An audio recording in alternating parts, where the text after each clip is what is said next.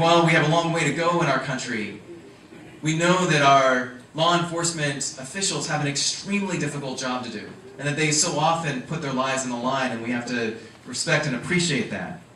But at the same time, Romans 13 calls law enforcement and elected officials to both promote the common good and to restrain evil.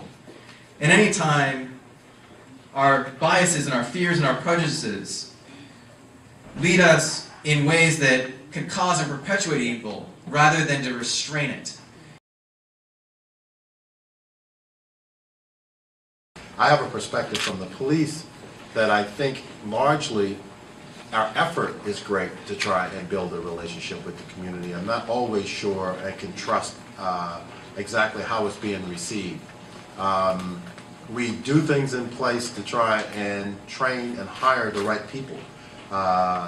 Some of which we're beginning at the beginning for me is what type of employee are you hiring? And I say, and I've understood all my career, I really can't judge people's true values. There is some commonality in police and people in public service who serve in all fields. That's the same in police work. But until my people actually are trained and they put the badge on, and I see performance and behavior sometimes, you don't always know people's true feelings. But you try and do the best you can. You hire people, you give them testing as best you can in the psychological fields that deal with preference and behavioral norms. You try and make sure that in the training, you're holding them to the training that you're holding them to. You build good rules and regulations within your agency that have them follow it. I have a very active and well-trained internal affairs office that investigate all complaints. You set up systems so that the citizen, or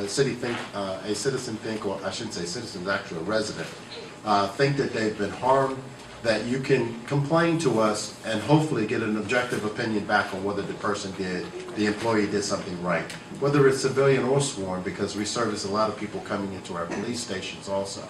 So the issue is, how do they behave with the community they serve?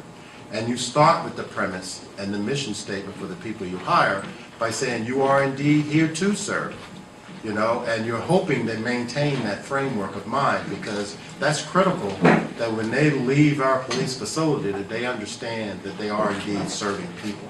Right.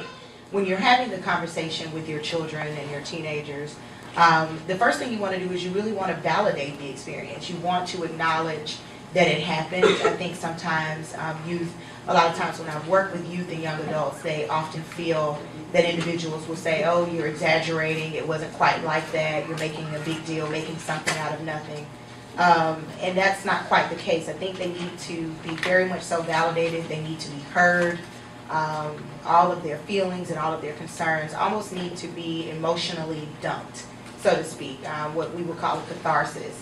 And then from there, as a parent or caregiver or loved one in their lives, you really want to make sure that you're educated on what's the legal process for reporting that. You really want to teach them that the pen is the mightiest sword, and that we need to report this, we need to file, and so that again will require some education on your part, so that you can then educate your young person on their experience and how they can take this forward. I think from there, if you start to notice that they have significant symptoms after experiencing something such as police brutality or anything of this nature, since we mentioned racial profiling, if you start to notice night sweats, nightmares, anxiety, whenever you all are somewhere and they see the police, they immediately tense up, panicking, sweating, they start to complain of heart rate increase and things of that nature, then they could be possibly showing signs of panic attacks, anxiety, post-traumatic stress disorder. And so this is when you would obviously reach out to a mental health professional so that they can get the counseling. But really your job in the simplest form is to really validate them, continue to listen to their story. They may tell you part of it on Monday, and then on Saturday while you're sitting there eating breakfast, they start to open up. A lot of times I have found over the years, just simply want to be heard. And then from there, they really want you to help them with what I usually kind of consider the 3 E's. You really want to educate your youth, encourage them and empower them to know what their rights are. We need more advocates in our community that will educate young people about what it takes to be successful, so that you won't be a statistic, so that you can be successful in life and make the kind of money you want to make. And also I think that music ties into it too, because all the kids want to be like these new rappers, but what they don't know is that some of the rappers were the first in their class in education, and that even with being a rapper, you need to have education. And even with playing sports, you need to have education.